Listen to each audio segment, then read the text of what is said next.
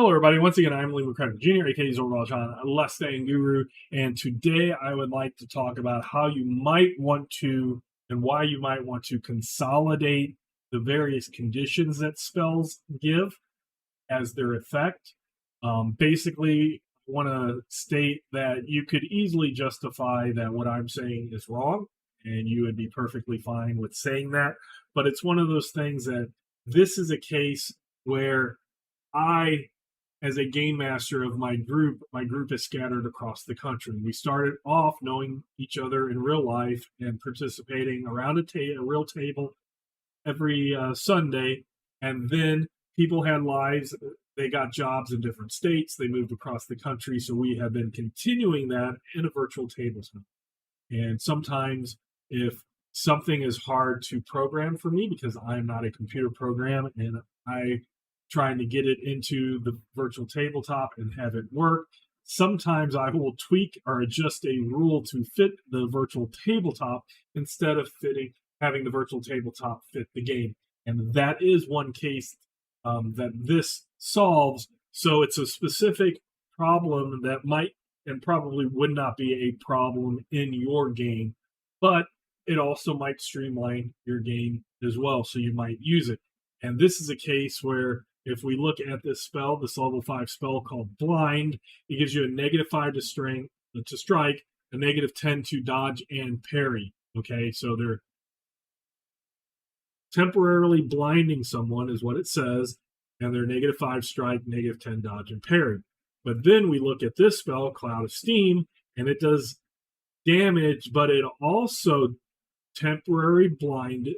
The victim is temporarily blinded, and while they're in the cloud, they cannot see and are in pain, so their striking, parrying, and dodging are at -7. So the condition is kind of worse. You're blind and you're in pain. The strike is worse. I could kind of see that, but the parrying and dodging are only a -7. So that's something that you could take at face value and come up with a justification, and you're fine. But if you're just kind of looking at you're blind, these two values are very different.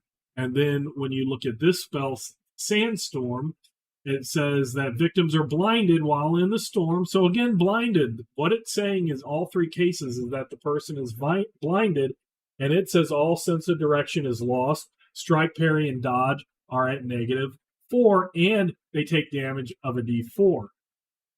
So that's kind of where I was like, I'm seeing three different versions of being blinded, and I can understand where the damage might adjust it, but in this case, being blinded and taking damage, you're not even as bad as just being blinded when you look at the dodge and the parry part of it.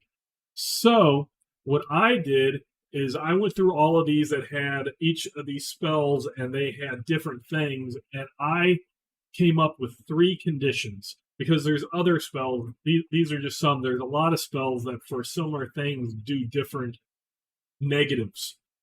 So what I did is I came up with conditions, and I have 3 conditions. They're called slightly off, off, and very off.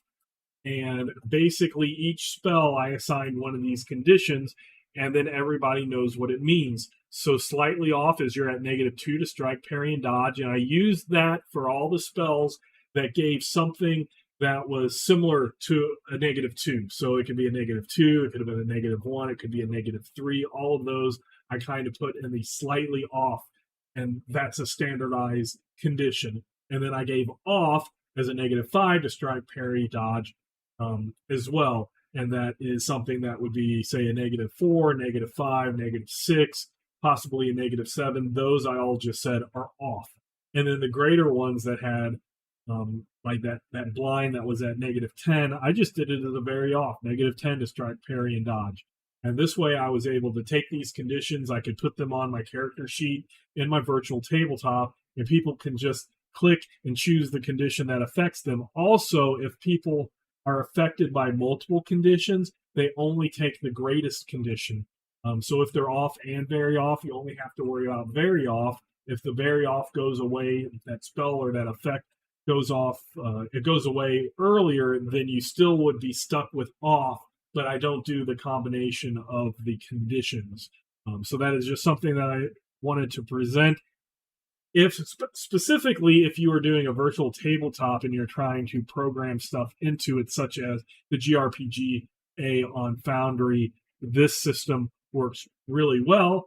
In your real, or they're both real, it's just in your real life games at a real table, you still might want to consider doing that, just so that you don't have to worry about, okay, you don't have to, as a game master or as a player, remember the blind spell does this, the sandstorm spell does this, the purple mist does this, the cloud steam does this. You don't have to remember every single one of them or look it up on your character sheet. You can just go, okay, slightly off. I know that's -2 to everything, the strike, parry, dodge, and roll if you use rolls.